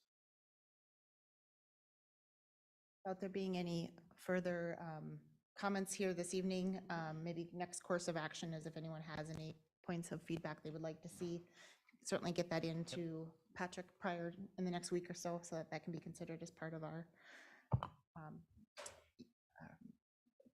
adoption meeting. Perfect. Patrick, anything else from us on that? Not on the fee schedule, no. All right. We're going to transition to our next topic, 11B, which is the police captain sergeant position, and Chief Peterson. Mayor and City Council members, good evening. What I have for you tonight is a discussion on a second captain instead of a detective sergeant on my command staff in 2024. This would give us the opportunity for one captain who would oversee patrol operations, while the second captain would oversee the administrative operations. Currently, we have had one captain since 2011, and that captain is overseeing both patrol operations and administrative operations for the department. While having one captain in place has worked early on, it has become quite clear in the past few years the complexity of calls for service and the drastic policy changes for law enforcement agencies has also increased dramatically, and I don't see that subsiding anytime soon. Having a patrol captain and an administrative captain will assist in the span of control within the police operations, and sharing the duties and responsibilities currently assigned to the one captain. I strongly believe this would also help and assist us and improve our work efficiencies in the department. This change in structure does not impact the budget, and we would stay within our current approved staffing levels of 30 FTE for 2023 and 2024. It should be noted, having two captains positions or similar middle management positions in a law enforcement agency. Our size is not a unique model by any means for the command staff structure. And as you can see in your packet, the 12 cities that we usually compare City of Forest Lake to, 9 of those 12 cities have at least 2 middle management positions, and I believe 3 of them have more than 2. My plan would be to start the appointment process in the next month and hope to have a captain appointed to the position in early January 2024. This would allow Captain Weiss to start training and sharing some of his current job duties and responsibilities. When Captain Weiss retires on February 29th, 2024, a second captain would be appointed to fill his vacancy. We currently have 5 sergeants who are very capable to fill the 2 proposed captain's positions. All of our sergeants have varying degrees of education, experience, and higher level law enforcement executive trainings, which they have obtained over the years. This is the same for many of our police officers who have also attended and attained continuing their education and attended supervisory trainings for hopes for future advancement in the department. I'm very proud of our department's level of education and training they receive year to year, and I believe we have some of the best trained personnel in our department. With the expectations of potentially 5 or 6 senior command staff and senior officers retiring in the next 3 to 4 years, we're looking at losing over 180 years of law enforcement experience, and the majority of those years are actually with the city of Forest Lake. Succession planning is with the Forest Lake Police Department is more important than before, and so that's why I wanted to give you this topic of discussion for tonight. And of course, I'm here for any questions or clarification you may have. Thank you, Chief. Council, let's just open it up. Any questions for Chief or points of feedback? Just a comment. This is an update for the council to try to keep you in the loop on this. There may be some differences of opinion whether we should do this or not. But traditionally, in an organization like the police department, it is the chief's prerogative to reassign or to change his structure, his or her structure. Since we're not adding any body counts, we're not eliminating any body counts. More of a management decision, but we want to make sure that you understand what the vision is and why we're concerned with this, particularly when we talk about the succession planning, which we know within the next 3 to 5 years, we'll really need to have senior officers that can either step up permanently or at least in the interim as those positions get filled. But again, this is usually a management issue that the chief, not only this organization, but other organizations have the prerogative to change, but we want to make sure that you understand where we're having that discussion with you. Appreciate that. I appreciate the opportunity to stay on the same page. As I just read Chief's memo and thought about, the process and what we're doing. Obviously, I'm always concerned about budget. I'm concerned about head count. This isn't a change to the command staff count. It's not changing the number of officers that are available in patrol. This is a minor, at the surface, potentially impactful, but it's a change that the details are really in how actual job functions will be distributed between the 4 remaining sergeants and the 2 captains. That is, I think Patrick said it well, it's really details that I would rely on the chief to make. I'm not sure I have more I'm not sure I have more, I have certainly lots of questions and some thoughts, but as a council, I think I kind of step back as if this is chief's recommendation of how the police department should be structured, I take that to me, that's more important than how I might feel as whether you would have 2 captains or we don't have a lieutenant or, there's all sorts of structures out there that we could be adopting. I'm going to rely more on chief's recommendation of what's the right structure for Forest Lake at this time, knowing that it's our job to, appoint leadership and to, approve budget. So. Looking at this chart that Chief provided, reflecting not only that we don't have but one middle management, we also run a very lean staff compared to our surrounding communities. And with all those impending retirements, I think it's more important than ever that we get the CSO program back in next year's budget conversation for sure. But now I am in full support, and if we're ready, I'd make a motion that we approve the change that Chief is recommending and consider it for approval. Well, it's a discussion, but a vote could be made tonight. I would even say, I'm not sure, I appreciate council having an opportunity to provide feedback, but I'm not sure council needs to approve. And I just want to make sure that we're not acting as management. I want us to we are policymakers, we are the elected officials, we approve budget, we appoint the chief. But certainly are very involved in a chief hire, but below that, whether we are in a 2-captain position or a 3-captain position, I'm just not sure that is, and I say 3-captain just as, not because that structure is out there, but just it could happen. I'm just not sure that I want that to be a council. A council has to approve that plan. What a vote of confidence to the chief? I mean, after, yeah. Since this isn't a body count addition, so there is no vote, it's not in regular session, this is just an information piece. We're looking for, I think we have the guidance that this isn't okay. We don't seem to have anybody saying, no, what you're doing is ridiculous or anything like that. Not a vote to proceed, but just kind of a nod of the head to say, yeah, it sounds like a good idea. Let's trust the chief and move forward. I don't think there's any reason not to trust chief. He's brought us through this department through a lot of tough times, disbandment, all that. That act of insubordination that we saw 2 weeks ago is ridiculous, and I think this is more of a vote of confidence for the chief than anything. Any other points? Chief makes the comment around the number of years of experience that our department is going to be losing through retirement and attrition in the next couple of years. And again, many police departments and fire departments and city, many departments are experiencing that same type of retirement surge that is pending. So this, our department is going to be going through a number of changes.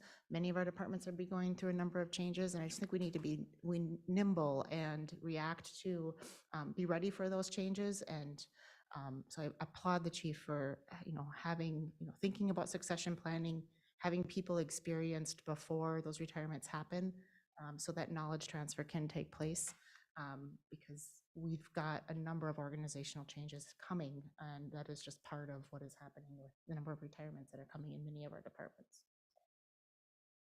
And that's part of the reason why I'm resistant to council approving each one of those, because again, we should be focused on overall headcount. We should be focused on overall budget, but who's sitting in what particular seat when, we don't have the management detail to fully guide that, and it's why we have leadership to lead. Okay, any other? Just so you know, I've talked to several people that aren't real happy about the situation, so just so you know. That's part of the change management we're gonna have to navigate through in these upcoming changes. Any other points of feedback? Chief, any other points of feedback you'd like from us? Nope. Good. All right, our next discussion item, parking issues on North Shore Trail. Mayor and council, just to have a discussion about this tonight. So, as you probably know, Pizza Pub has been doing very well. So that in turn has had some parking issues out on North Shore Trail. Even if the updated Google Maps will show you that now too, that just starting to park on the shoulder, the lots are full.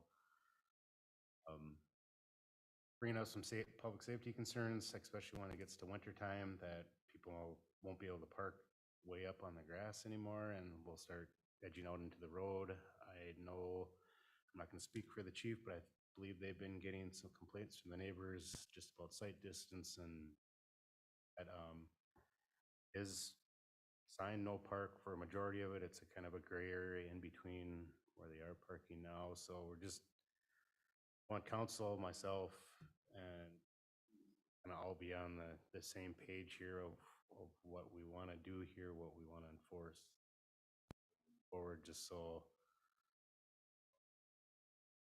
looking from discussion. And I mean, it's a good problem to have that they're very successful, but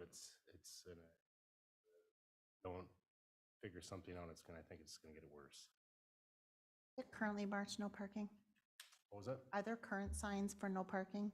There's a sign right before the entrance, could be the west entrance. Sign right by the east entrance, and then there's signs on signs all the way through the parking ramp. So one time there probably was one there in between, but no parking on the other side either. There was no parking on Inwood. A lot of that was put up just because of the boat trailer parking. Our lot was redone, maybe there's a lot. It is a tricky spot because it's right on a curve there too, so you end up starting to edge out into the road. You just, all your people are walking on the road and don't want anybody to get hurt either, and it's one of those. Want to deter. Looking for direction of how you want us to proceed here, and it's technically city right away, so parking a lot. So what do you guys think? How many complaints, chief, would you say, or you're aware of? So we ran those numbers today, and it's kind of hard to figure out exactly right in that area. We've had all along North Shore Trail this year, we've had 149 complaints for parking, but that does not, that area. We narrowed it down, and we didn't have a whole lot of time to do it, and there were 12 parking complaints in that specific area. Since like September when they opened, Yeah. or late August, or whatever it was? Couple of week, right? So they're on so they operate on a conditional use permit. Is that right? That is correct. It was issued in 2007. It's been amended a few times since then, but nothing in relationship to the parking in the amendments. But the conditional use permit, it's clear on what's allowed for parking, is that? I'd have to go back. I was able to, just in the time, just last week, staff had talked about it last Wednesday, we were off Thursday, Friday, I was able to pull the actual use permits themselves. I haven't gone through the file history. The very first use permit that was approved in 2007 suggests that possibly the city looked favorably upon the boat parking as a means to maybe comply with all of the parking requirements needed for the facility. I don't know that for certain, but in just reading the black and white documents, it seems like the city never wanted to see a reduction in the boat parking on the site. Is that a realistic option of them, that boat parking's location is not, that launch location is not our spot, but is that a realistic alternative that they could use for overfill, or what would that look like? I don't know. I reached out to the business owner just last week saying, hey, heads up, we're going to chat about this. I wanted to give a courtesy reach out. I also asked if they had ever reached out to the DNR. I can still say I'm new here, right? I had heard at least that the former restaurant had maybe an agreement with the DNR. I have not reached out to the DNR. So I'm happy to help facilitate any conversations about any sort of shared parking improvement options. But it is a very limited space. There's limited on the road, on the roadway, any sort of open land in the area. A site for what is a very great business, right? That we really want to help support. So. Dave, you mentioned no parking on Inwood as well? That's not allowed? Not on either side, no. Why is that? I know it goes back to the boat trailer thing, but is that an opportunity that gets them off North Shore? I know they're still crossing North Shore, but yeah, I can see the concern, especially when it's dark out there, you're right on the road and you're stepping out. I would think it'd be a little safer to be actually on Inwood as opposed to right on North Shore. Yeah, and I know during the the summer months, I believe how you come in and out of there, if you have cars parked there, then they can't get, boat and a trailer can't get out, but I mean, it could be a thing where, you know, in the fall, you could take them out or this time of the year, but back the summertime, then you'd have. I would also guess that, you know, with the traffic being maybe more related to snowmobile and UTVs and that, it being able to plow a pretty decent sized lot out on the lake, that people could park vehicles out there as well. So that might offset that concern about the snow and this time of year. I'm guessing they would are looking to do that already. Are there options? So if I understood right, there's the property owner has done some things to maybe have some temporary parking close to the street. Are there options for that to take place, temporary parking, but it's elsewhere on the site, not so adjacent to North Shore? Is there? There's really no on-site options. They've really maximized the site. Everything's parking lot. On that parking lot, as best as they can. I mean, I can go back and take a look to see what their original plan was. I think that former ownership had maybe even reconfigured that lot at one time to try to maximize that parking, but a very limited space for the size of the venue.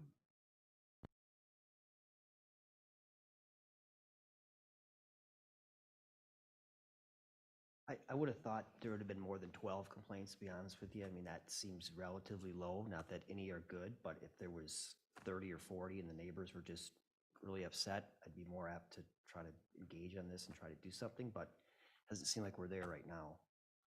But the safety thing is a concern too. I guess, yeah, I guess I would encourage, I guess I'd like to hear, and I don't need to personally hear, I don't need to hear in a public meeting, but I guess I'd encourage staff to reach out to talk to the property, just to see what their plan is. And I have concerns, I'm less concerned in the summertime about the parking on the grass and the right of way. I don't love it, but I'm less concerned. In the winter, I'm just in the curve with people, just, it's slippery, people fall. It's right next to North Shore, which is already challenging. I just have a concern with that being the plan, and I just think I'd like to hear what the property owner would like. Yeah, and I think we've explored some possible options during the winter, which I think are, you know, great ideas. Right. And, you know, I think those who are parking in the grass are largely employees, you know, and so if there was other employee parking, whether it be on one of the other side streets or our lot, I think those would probably be viable options. I think it'd be worth. I think we should encourage something other than right-of-way parking for the winter time, but it's hard to know what that is, and what they're open to and what the DNR might allow in that adjacent lot. I also, in the winter, using Inwood and kind of easing the restrictions on Inwood seems like a logical alternative. It's better than North Shore, and yes, we have some pedestrian traffic across North Shore, but again, it's better than unmanaged what might happen naturally. Let's just acknowledge the elephant in the room. The challenge is that the size of that building, if it's going to be successful of what it needs, it's going to require a lot of cars. And so I think everyone up here wants this to be a successful business. We don't want another empty building there. And so let's try to find some reasonable alternative that's safe.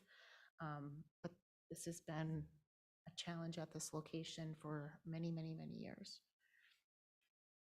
And it's a nice problem to have in that we have a successful business that people want to go to, and let's try to find something that's reasonable from a parking perspective.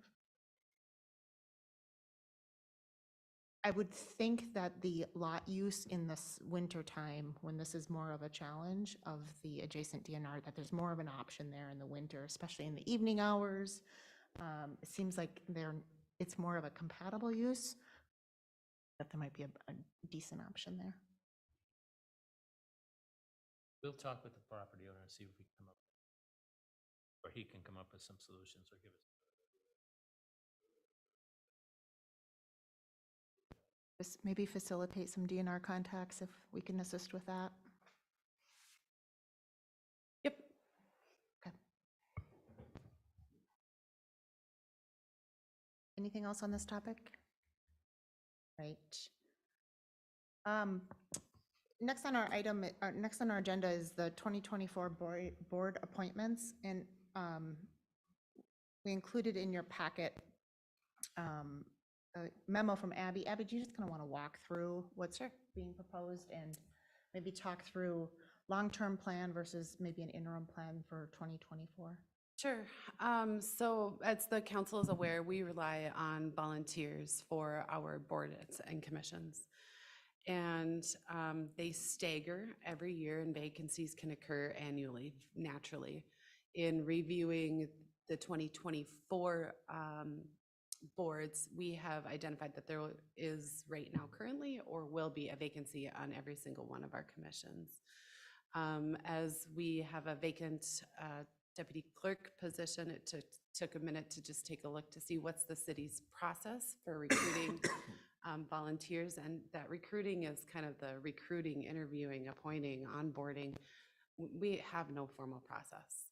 The process really has just been to send an application to the mayor, and in times when we're kind of resource limited, it puts a lot of weight in just one person. And so what I have done tonight is, or what I've done is propose a option for the city for kind of standardizing this process and spreading out the roles and responsibilities between staff, elected officials, as you are the liaison to these commissions, and boards, and then the actual chairs of the boards and commissions. Assuming that those chairs know those bodies quite well, you liaisons know those bodies quite well, you actually might be in a better position to vet out good candidates that could really serve the community very well. So what I've done is propose at least a process to help create a more cohesive onboarding process. I'd like that process to be consistent every year, just so that we all have kind of that same, okay, we're starting the process. August, we just see who is interested in the following year, and you kind of go through that process of seeing which of the existing volunteers want to come back on, make a call for volunteers publicly through Facebook, social media, our website. Right now, we're a little behind what I would say is the proposed process, but we also, as you were reminded tonight, have an entire commission that has been sitting dormant for a year, and I didn't want to necessarily start PR processes to include all the commissions if we weren't ready to really kind of do some quality onboarding of all of the commissions. So this is before you tonight to see if it's something that the council is favorable to for the city to start utilizing as we work towards it. If the council are towards full appointments, if the council is favorable, we'll start preparing some just a PR for trying to get some volunteer applications in this next month. It probably would be that we would do those interviews in July or January. Where did July go? To do those interviews in January, but appointments maybe just a little bit later in 2024, given we are limited resourced right now. So even though this does say deputy clerk, it kind of would be me helping with some assistance with our support staff, both Dawn and also probably a little bit of Patrick, and you just never know who's helping out right now. So this is up for you for discussion, just to see what your thoughts are on the process. I'm very open to council's feedback on this, as I've just reflected on this process over my tenure as mayor and while I was on council. I think this, to me, is more of a city-led process, and I really welcome the additional input and the opportunity that the interview would provide for both the council liaison and the commission chair. I just think that's an extra layer of input that has been missing. There have been times where I know as a council member, I was being asked to approve somebody and I had never talked to them. I had maybe a resume or maybe an application as part of a packet and a mayor's recommendation, but certainly no personal knowledge to make a decision. And this just allows for much more kind of a broader web to be. It's a standard process. Everyone kind of knows the timing. So we potentially would have more applicants and then an opportunity for just there to be some additional vetting and conversation between and input between the council liaison and the chair that I just think is it's a bigger process than what we've had today, but I think it's a much better process. So I support kind of what's proposed, but I'm also open to what's going to work well for us at this time. So certainly open to feedback. I like it because I think it starts from somewhere, because before there was hardly a process. Right. As has been mentioned. I would And so agree. I think it's a good start and it's somewhere to begin. And, we can always look, once we go through it a couple times, come back and really dive into, is this working? Is it not? Where should we go? But I think it's a start and we need to start somewhere. I would agree. Gives a lot more broader idea. It gives the applicants a better idea too of what they're looking at. Ultimately, the appointment is still, or the approval is still a council approval. It's just kind of a broader, there's more people involved in the process. And so I think there's just opportunity for more input.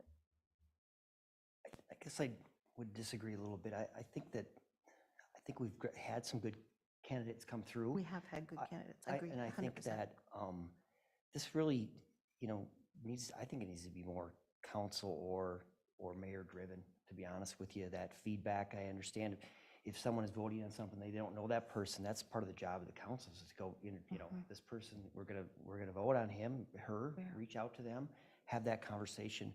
And we're told that staff is busy, overworked. This brings staff in, more duties, more responsibility for staff. I just think it needs to be more of the community, more of a council decision than, and I know ultimately it would be, but I don't see that there's a problem with how it's going right now. I mean, yeah, maybe some more guidelines about timing, because that's where I think we've gotten behind on, okay, we need to have the applications open by this time, but I don't really see it, and I'm obviously newer than most of you on here, but I don't see what the concern is. I think it's not, are we not having enough applicants? Is that part of the appeal? Because then all of a sudden you're asking for an interview. If someone wants to volunteer their time, they have to be interviewed and vetted and all this. And don't get me wrong, I think we need good qualified people for these different commissions, but it just seems a little more intimidating to the public to want to volunteer.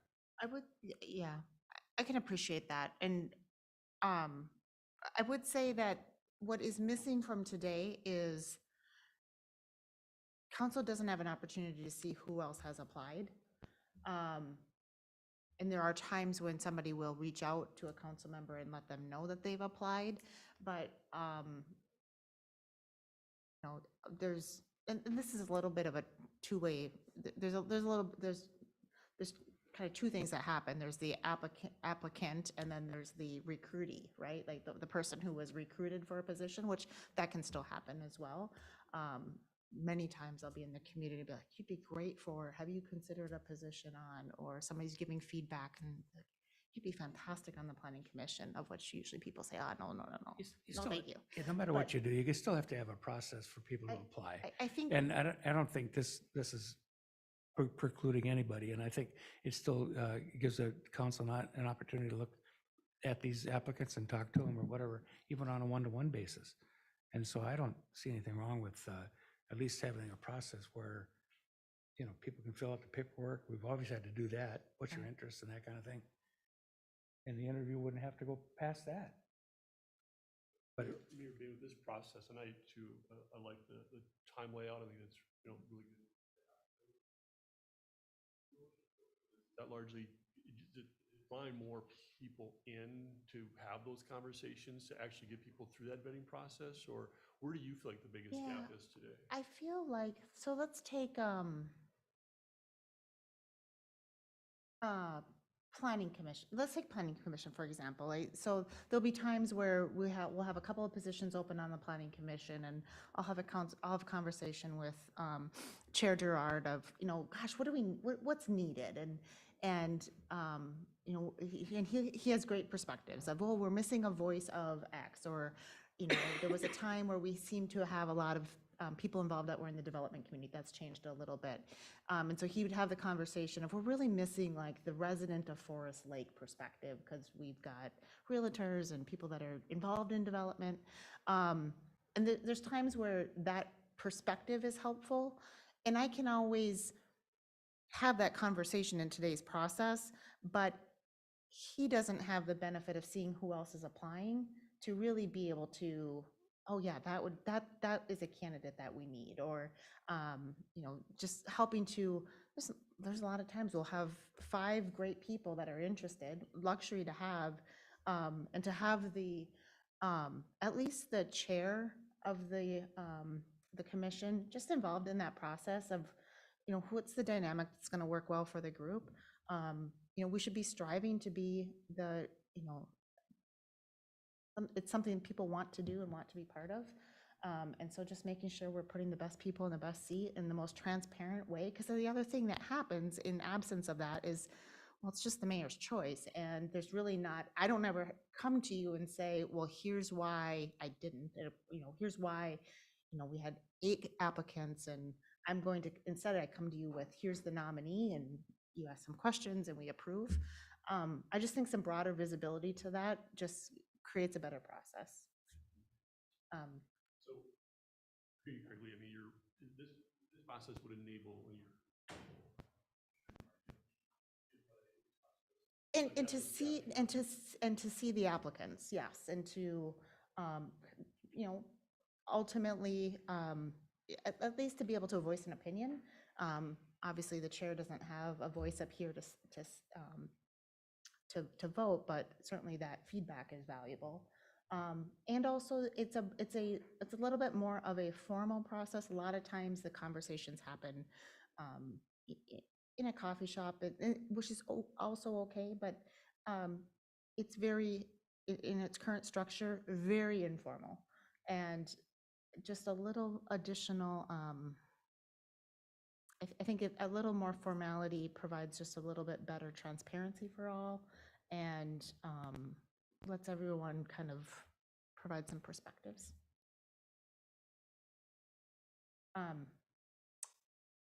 So, this has been a bit of a conversation with staff and myself over this last year of, gosh, how could we do this better? This was a recommendation of a different structure. I would defer to you as he having that position to bring on people, but just again, just restricting people or being intimidated to volunteer is a concern. I mean, we have one person, Jeff Larson, that's sitting on 2 committees and 2 commissions right now for probably a reason, because of lack of people. I think we still have an open position on the EDA, and then of course we've talked about the parks. So that's, if we were having 10 people apply for each position on these commissions, I would see why there'd need to be more formal, and hopefully that happens, and that's a good problem, I guess, to have. But I'm open to it. Okay. Fair input. Okay. Thank you for that. I need 10 people to serve next year. So how do you want staff to proceed? I mean, I don't necessarily want to make a public call for applications if we don't have a way to vet through them. I know that there was some conversation last year when the Parks Commission had resigned, the members of the Park Commission had resigned, and we did get applications. And at that time, I don't remember exactly, but I think we had 4 or 5. How does the city want to continue to garner to get volunteers to help support? That's all I need to know. Maybe I missed the direction. Yeah, no, so personally, I think we should proceed as the memo outlines, and especially because given we're seating an entire commission, so there is a little bit of a different dynamic than if we're seating one EDA member. And so maybe necessitates a little bit of a different process or a broader process and an opportunity to see how it goes. And, what is the feedback from EDA? What's the feedback on Planning Commission? Get some feedback after we've done it the first time. Okay, so try it this year, see how it goes, and then, okay, all right. That's great, thank you. All right, that closes our workshop topics and discussion topics for this evening. Let's move into staff updates, and Abby, we'll start with you.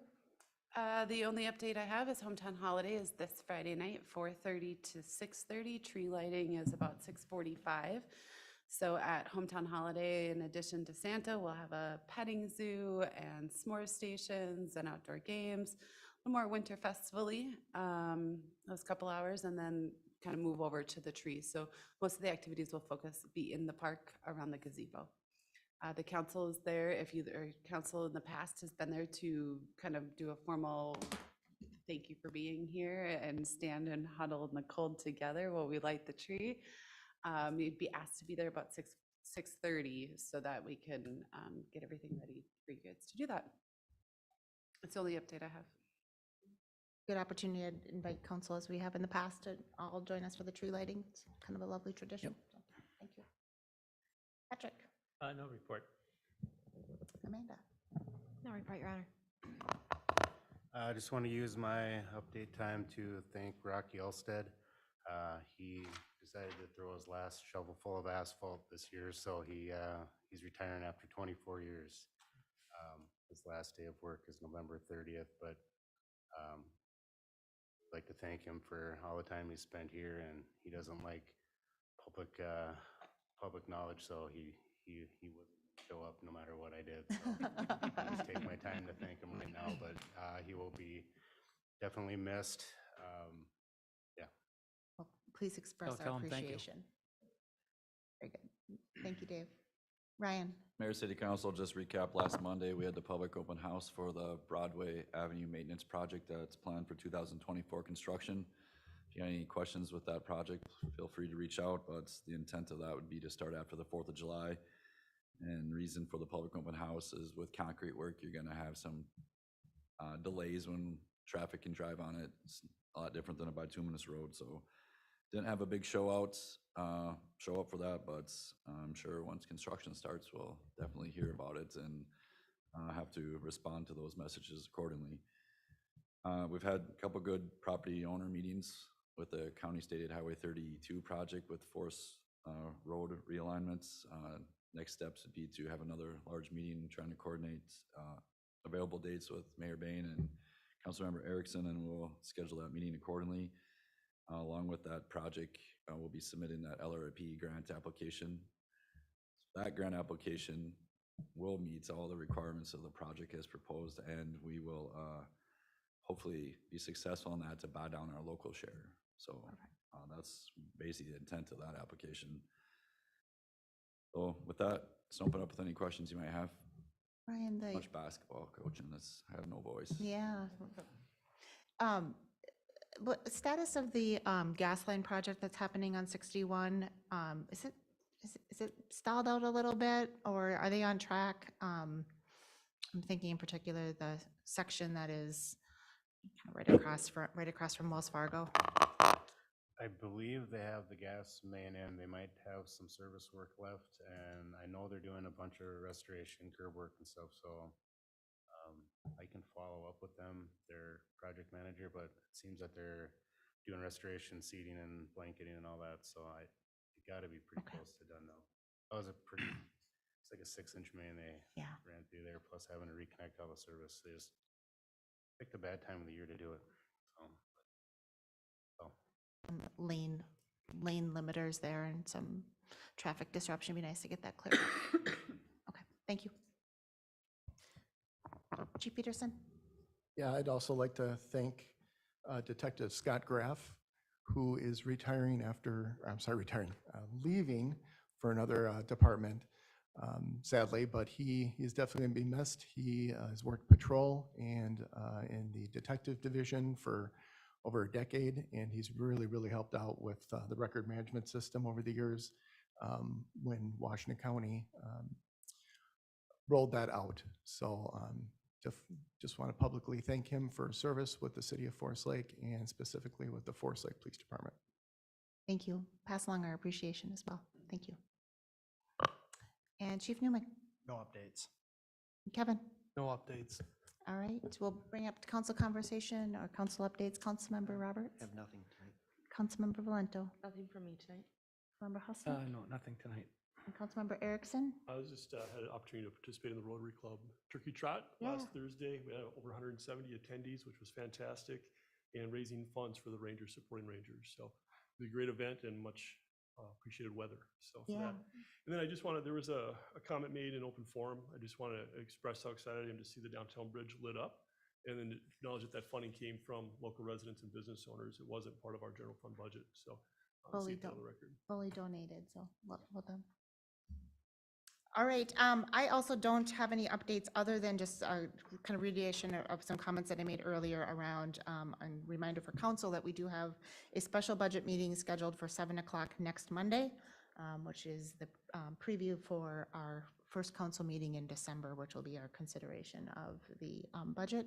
And then also look forward to seeing everyone Friday evening at the tree lighting. With that, we are going to move into a closed session. And so I would move that council move into a closed session pursuant to Minnesota Statute 13D05 Subdivision 2B for preliminary consideration of allegations or charges against an individual subject to its authority. Is there a second? I'll second. We have a motion and a second. All those in favor of moving into closed session? Signal by saying aye. Aye. Oppose. And after closed session, this being the last item on our agenda, we will come back into open session simply to adjourn. And with that, we are in closed session. Thank you, everyone.